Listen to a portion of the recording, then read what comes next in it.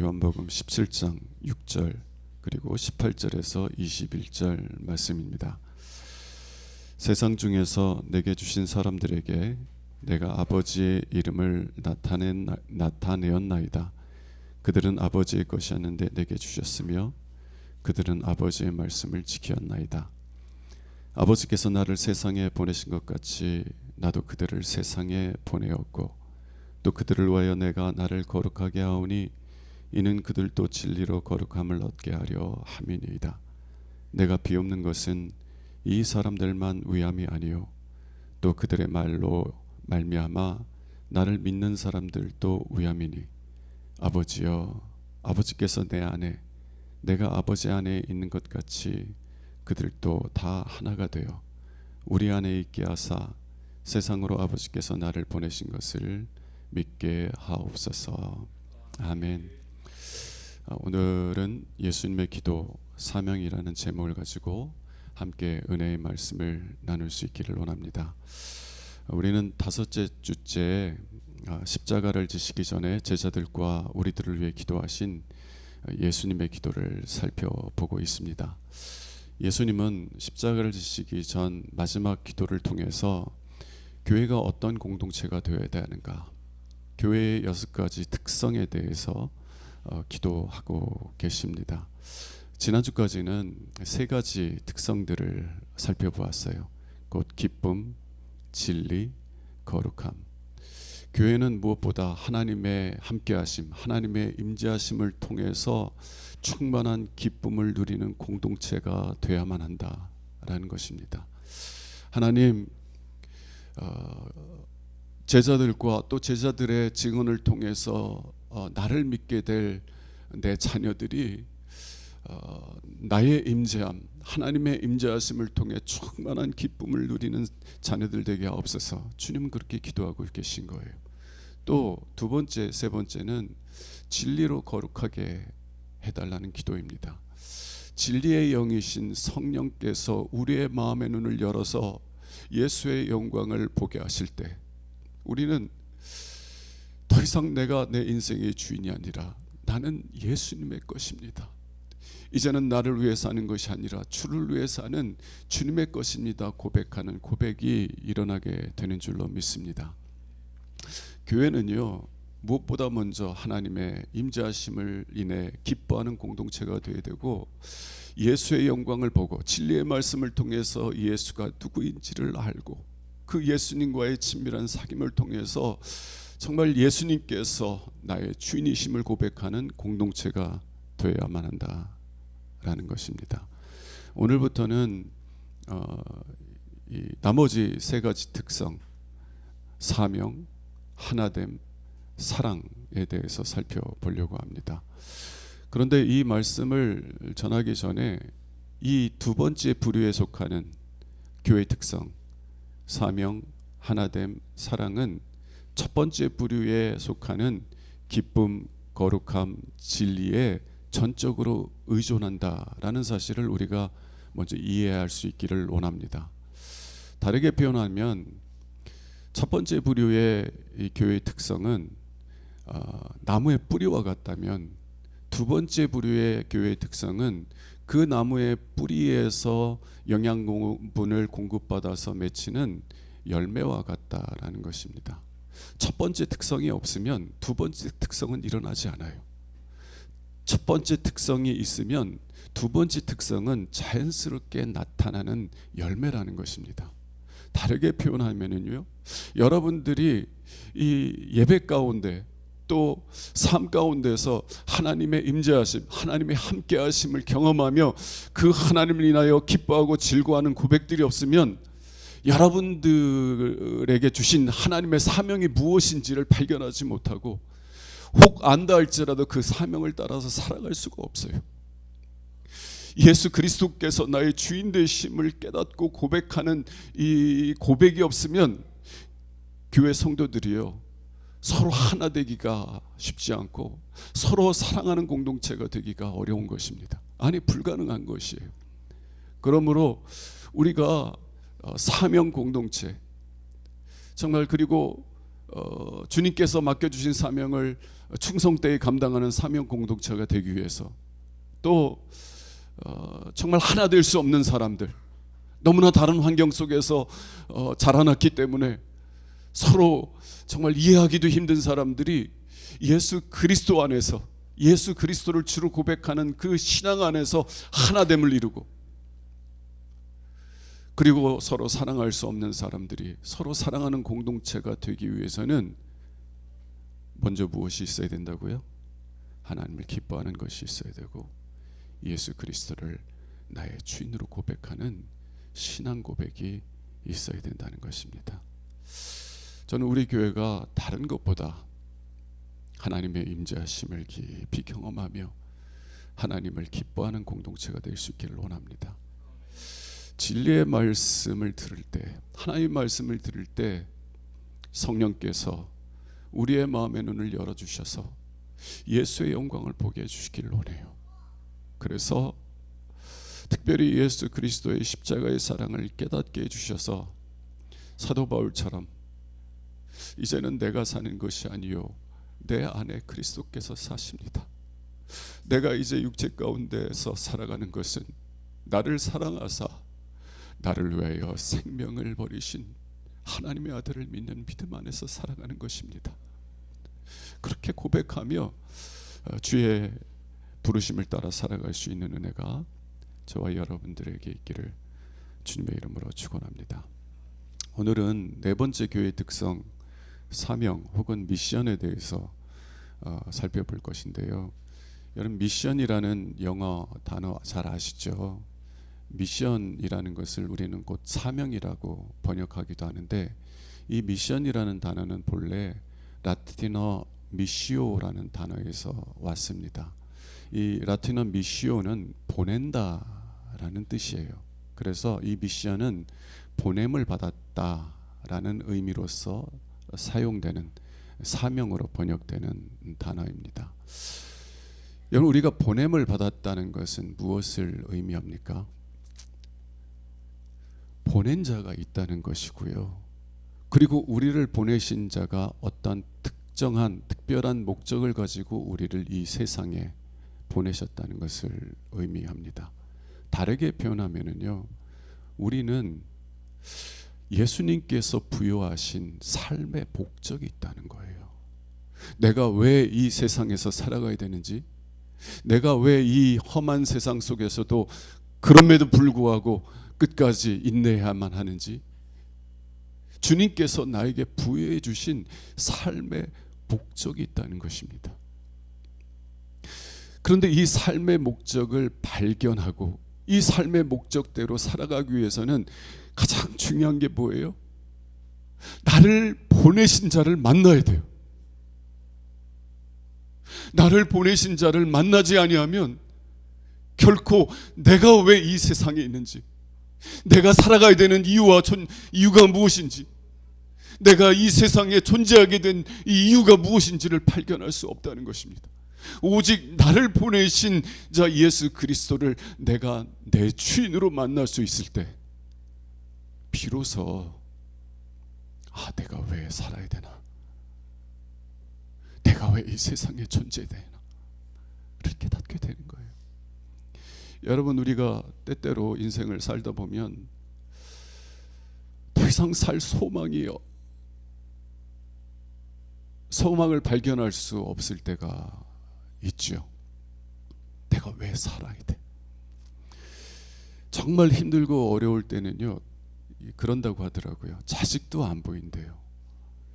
일평생 자식을 위해서 살았는데 내가 너무 힘든 상황 속에서 지속적으로 노출되면, 내가 감당할 수 없는 상황에 지속적으로 노출되면 이제는 그냥 벗어나고만 싶다는 거예요. 너무 그런 상황에 처하면 부모도 안 보이고 자식도 안 보이는 거예요. 제가 군목으로 있을 때, 제가 섬길 때 몇 명이 자살했어요.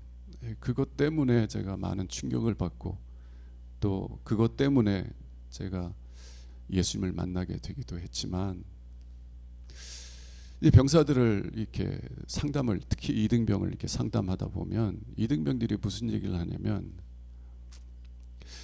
아무리 힘들고 어려워도 부모님 생각하면서 견뎠다는 거예요. 그런데 이 힘든 것이 지속되니까 이젠 부모님도 잘 생각 안 난대. 그냥 벗어나고만 싶대요. 어떻게든 이 상황에서 벗어나고만 싶다고. 그래서 자꾸 자살 충동을 느낀다고 그러더라고요. 여러분, 우리가 인생을 살아가면서 이런 어려움들에 지속적으로 노출되면 더 이상 살아가야 되는 의미를 찾지 못해요. 내가 왜 이 세상에 계속 존재해야만 되는지 이유를 발견하지 못해요. 그러나 그때 내가 예수님을 만난다면 우리는 그러한 어려움 속에서도 다시 일어나 살아갈 수 있는 힘과 용기를 얻게 되는 줄로 믿습니다. 우리에게 그러한 은혜가 있길 원해요. 예수님을 만날 때 내 삶의 목적, 내 존재의 의미를 다시 발견하게 되고, 그리고 주님께서 나에게 맡겨주신 그 사명을 따라서 살아갈 수 있는 은혜가 있게 된다는 것이에요. 그러나 만일 예수를 만나지 못한다면, 예수를 알지 못한다면 사람들은요, 누구나 스스로 자신의 존재의 목적을 창조하려고 합니다. 내가 살아가야 되는 의미를 내가 규정하려고 해요. 좀 쉽게 얘기하면 내 인생은 내 거고 내 인생의 주인은 내 거니까 내가 원하는 대로 산다라는 것입니다. 내가 누구도 나를 창조하지 않았고 누구도 나를 이 세상에 보낸 것이 아니라 나는 그저 우연하게 존재한 존재일 뿐이야. 그러니까 외부로부터 나에게 부여된 어떠한 이 존재의 목적도 없으니까, 나는 우연히 존재한 존재니까 내가 만들어낸 삶의 목적이 내 참된 목적이 되는 거야. 그렇게 여기면서 내가 원하는 대로, 내가 뜻하는 대로 살아가려고 합니다. 그 대표적인 사람이 저는 어니스트 해밍웨이라고 전 생각을 해요. 해밍웨이는 노인과 바다라는 글로 되게 유명하죠. 이 해밍웨이는 그 책에서 한 노인의 이야기를 그립니다. 우리는 어떠한 사람이냐, 우리는 무엇을 위해 살아야 되느냐, 이 노인과 같은 삶을, 우리는 이 노인과 같은 존재고 이 노인처럼 살아가야 된다라는 것을 말하고 싶어서 이 노인의 이야기를 그리는데요. 이 노인이 어부예요. 작은 배 하나를 가지고 고기를 잡아 근근히 먹고 사는 그런 어부인데, 어느 날은 이 배를 타고 이제 작은 배를 몰고 바다를 향해서 갔는데, 완전 대박, 청새치를 잡은 거예요. 청새치 엄청나게 크잖아요, 그죠? 그 청새치를 잡아가지고 자기 배에 실으려고 하는데 자기 배가 너무 작아서 배에 실지 못하고 배 옆에다가 밧줄로 이렇게 메어서 기분 좋게 이제 항구로 돌아가려고 하는데, 돌아오는 길에 상어를 만났어요. 상어가 그냥 그 청새치를 뜯어 먹으려고 하니까 이 노치로 그냥 상어를 쫓으면서, 상어가 좀 도망가면 또 항구로 노를 져가지고 그 싸움을 지속하면서 간신히 항구에 도착했는데, 도착하고 보니까 그 잡았던 청새치가 어때요? 뼈만 남은 거예요. 이 해밍웨이는 그 글을 통해서 무슨 얘기를 하냐면,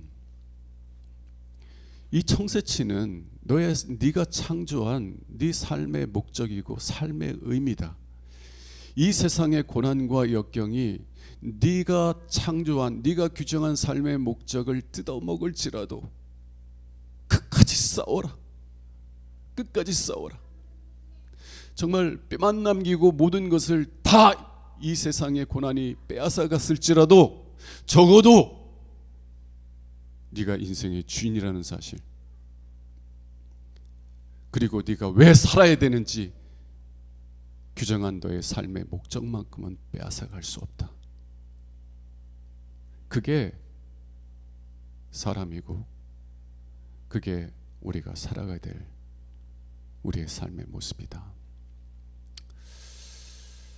헤밍웨이는 자신의 삶에 적어도 자신의 사상에 적어도 충실했던 사람입니다. 자기가 믿는 대로 자기가 생각하는 대로 자신의 일생을 마쳤어요. 여러분, 우리가 원하는 대로 살고자 할 때,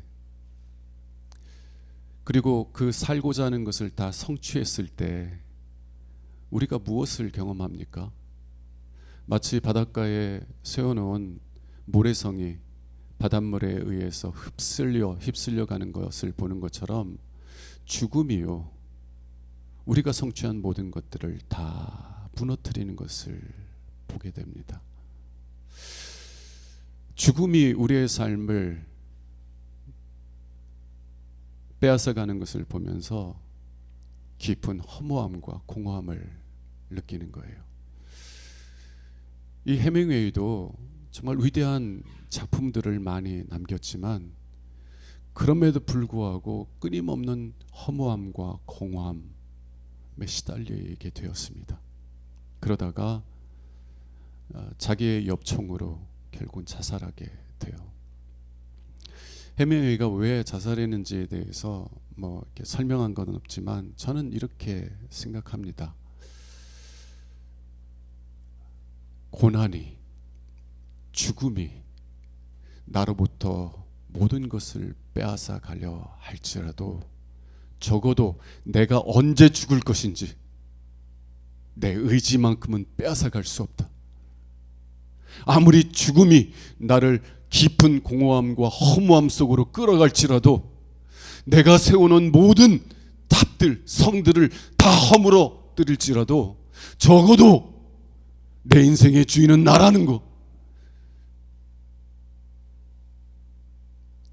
내가 언제 죽을지 결정할 수 있는 내 주인된 만큼은 나로부터 빼앗아갈 수 없을 것이다. 그리고 자기가 죽을 시간을 선택하고 실행했다라고 저는 생각을 합니다. 여러분, 하나님께서 우리를 보내셨다라는 것을 믿지 못하고 받아들이지 못하고 마치 나는 우연히 존재한, 그래서 내가 내 삶을 스스로 내 삶의 목적을 창조하고 규정해야 된다고 생각하는 사람들의 결과가 무엇입니까? 여러분, 헤밍웨이 삶이 행복해요? 그것이 정말 우리에게 진정한 삶의 목적과 의미라고 생각합니까? 아니에요. 우리는 하나님의 영원한 영광에 참여하도록 지으심을 받은 사람들입니다.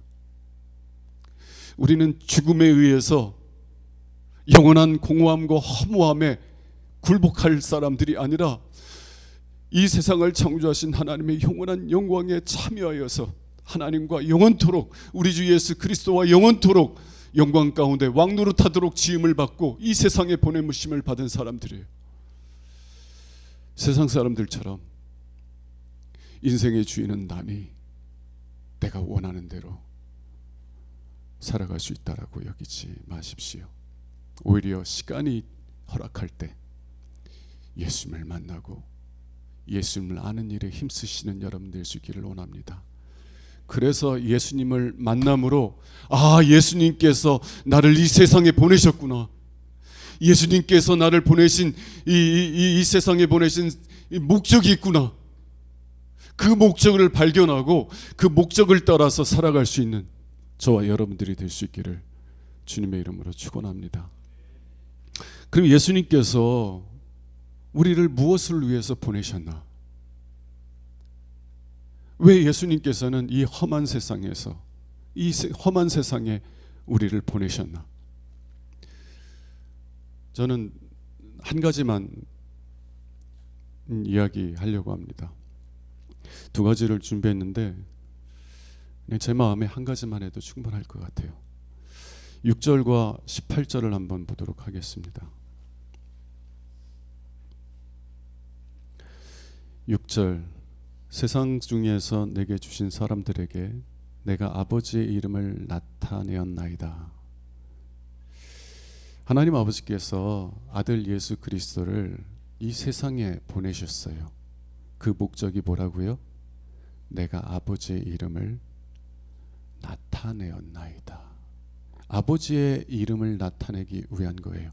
아버지가 얼마나 영광스러운 분이신지를 세상에 나타내기 위해서 예수님은 이 세상에 오셨고 아버지는 예수 그리스도를 이 세상에 보내셨다는 것입니다. 18절 한번 보겠습니다.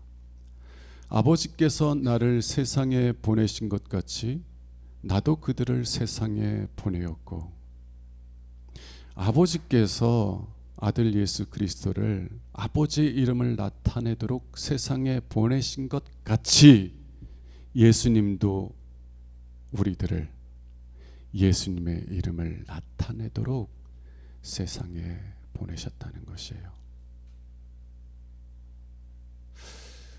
우리 자신을 나타내려는 것이 아니라 예수 그리스도를 나타내게 하시기 위해서 우리를 이 세상에 보내셨다는 것입니다. 제가 왜 이 말씀에 주목하고 이 말씀을 강조하고자 하냐면, 성도님들은요, 사명에 대해서 이야기를 하면 마음이 무거워집니다. 하나님께서 나를 보내신 사명에 따라서 살아가야 되는데 내 삶을 보면 너무나 거리가 많은 것 같아요. 그리스도의 향기가 되어야 된다는데 내 삶을 보면 그러한 삶과는 너무나 거리가 머니까 자꾸 이 사명에 대해서만 얘기하면 고개가 숙여져요. 고개가 숙여져요. 설교자의 눈을 못 맞춰. 왜 그래요? 저는 곰곰이 생각해 보니까, 저도 많이 그렇거든요. 곰곰이 생각해 보니까 하나님께서 나를 보내신 목적이 나를 나타내는 것이라고 생각을 하기 때문이더라고요. 내가 얼마나 은혜 생활 잘하는지, 내가 얼마나 성공적인 신앙생활을 하고 있는지 나를 보여주라고, 나를 나타내라고 하는 것이라고 생각하기 때문에 그렇게 살지 못하는 내 자신에 대해서 초라해지고, 그래서 자꾸 그리스도인의 소명에 대해서, 사명에 대해서 이야기를 하면 자꾸 마음이 무거워지고 죄책감만 드는 거예요. 근데 주님은 우리 자신을 나타내라고 보내신 것이 아니라 예수님의 이름, 예수님이 얼마나 영광스러운지를 나타내라고 우리를 보내셨다는 거예요. 이 사실을 좀 더 이해하기 쉽게 하기 위해서 예화를 하나 들고자 합니다. 이 예화를 들어야 되나 설교 전에도 기도하면서 많은 고민이 되는데요. 여러분들에게 유익할 것 같아서 예화를 듭니다. 제가 지난주부터 한 일주일 전부터 믿음의 선조들이 믿음의 밤이라고 부르는 이 영적 가뭄기를 겪고 있습니다. 정말 특별한 큰 죄를 지었기 때문에 은혜를 경험하지 못하는 것이 아니라 하나님께서는요, 우리의 믿음을 더욱 성숙시켜 주시기 위해서 영적인 가뭄기를 허락하신다는 거예요.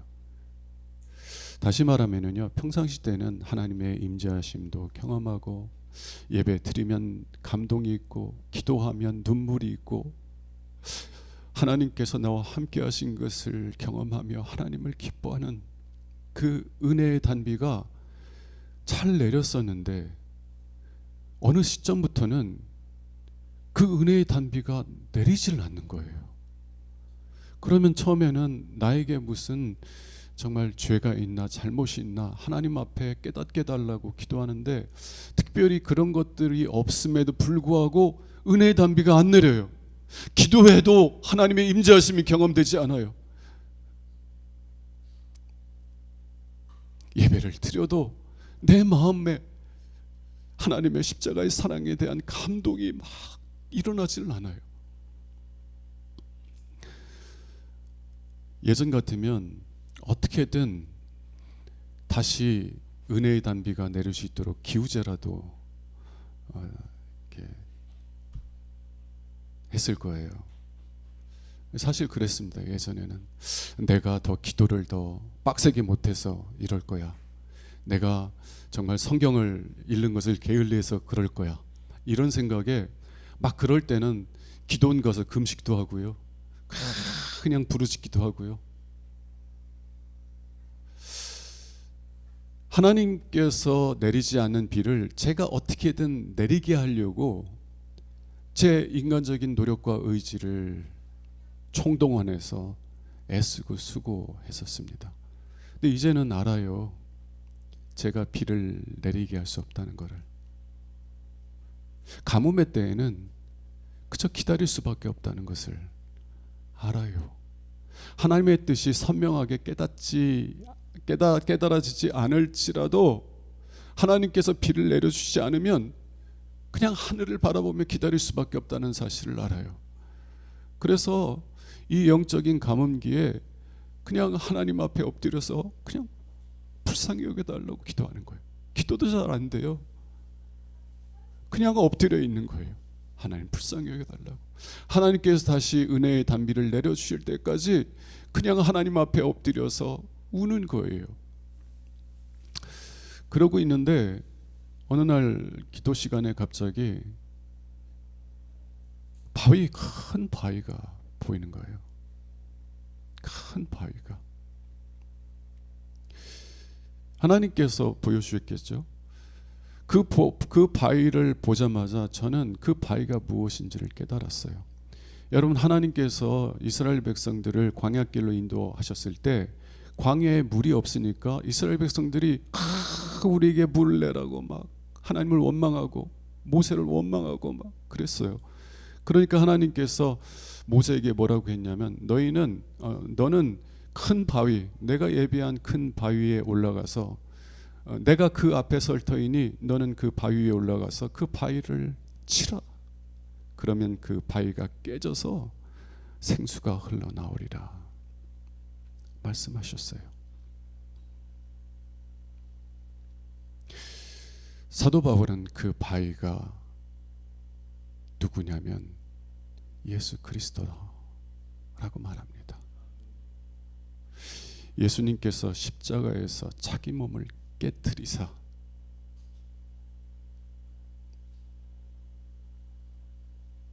생수를 우리에게 부어주시는 거예요. 우리를 대신하여 십자가에서 못 박혀 죽으심으로, 우리를 대신하여 십자가에서 하나님의 진노를 우리를 대신하여 받으심으로 우리의 죄를 깨끗이 씻어주시고, 그래서 우리에게 생수이신 성령을 부어주시는 것입니다. 저는 그 바위를 봤을 때 무엇을 깨달았냐면 하나님이 저에게 이렇게 말씀하신 것 같았어요. 현석아, 네가 지금까지 은혜 생활을 한 것은 네가 남들보다 더 열심히 기도 생활을 했거나, 네가 남들보다 더 진실했거나, 네가 남들보다 더 열심히 있는 신앙생활을 했기 때문이 아니야. 네가 그러한 은혜 생활을 했던 것은 내가 너를 불쌍히 여기고 내가 너를 사랑하여서 내가 너를 대신하여 깨어졌기 때문이야.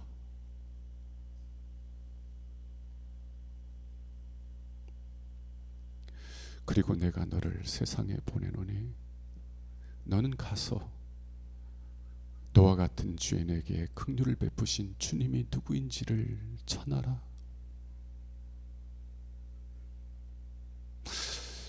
여러분, 예수님께서 보내신 것은 나를 나타내라고 보내신 것이 아니에요.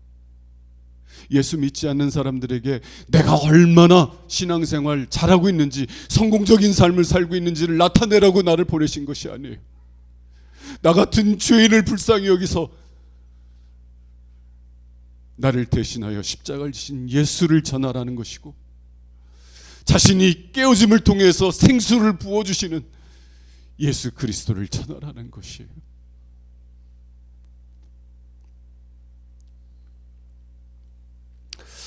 사랑하는 여러분, 주님은 지금도 우리를 부르세요. 누구든지 목마른 자는 내게로 와서 마시라.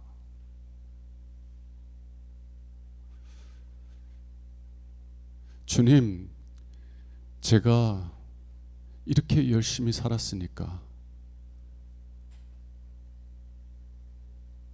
저는 주님께서 주시는 생수를 받을 자격이 있습니다. 여러분, 그러면 예수님께서 주시는 생수를 받아 마실 수 없어요.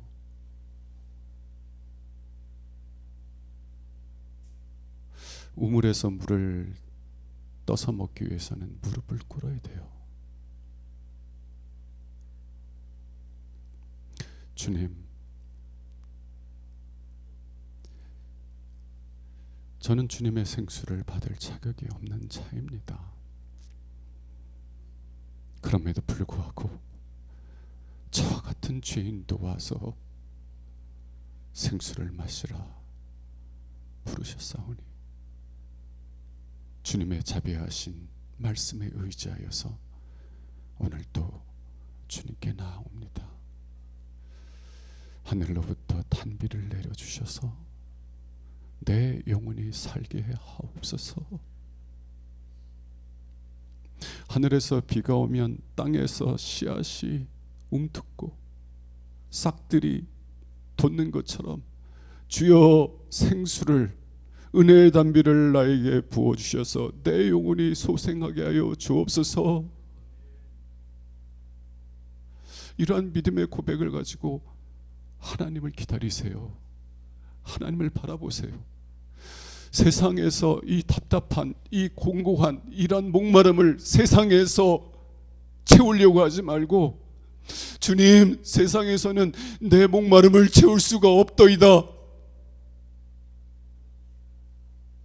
오직 주님만이 내 영혼의 이 목마름을 채울 수 있습니다. 주여 불쌍히 여겨 주옵소서. 주님의 자비하신 부르심의 초청의 말씀을 의지하여서 주님께 나오니 약속하신 대로 은혜의 단비를 내려주셔서 내 영혼이 살게 하여 주옵소서. 내 얽매인 문제들로부터 벗어나게 하여 주옵소서.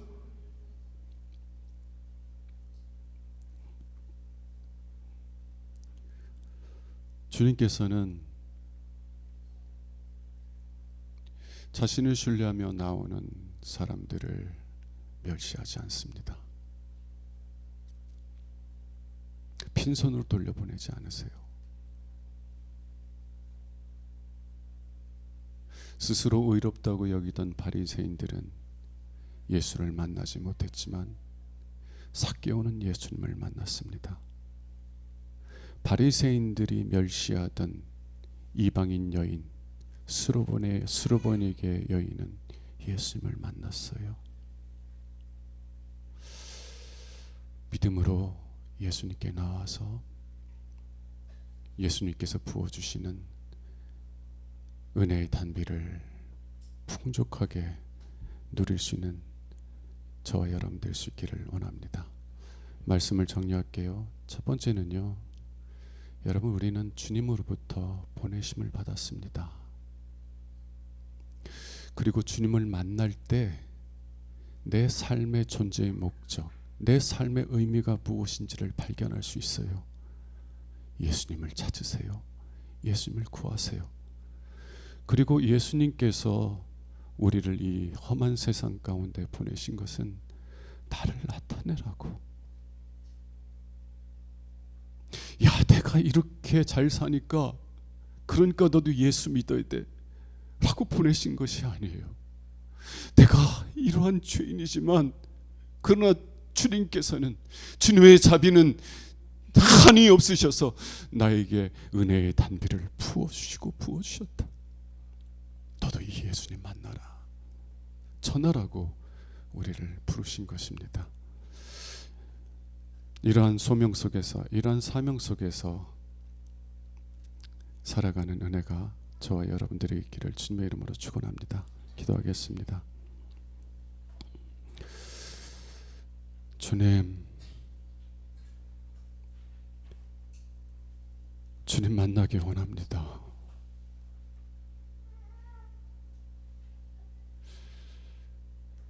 종교 생활하는 것이 아니라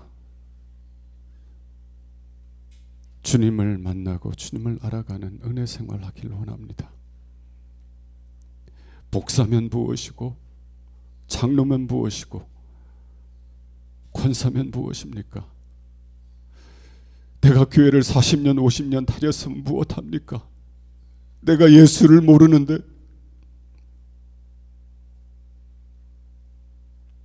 예수가 나의 생수라는 것을 경험하지 못하는데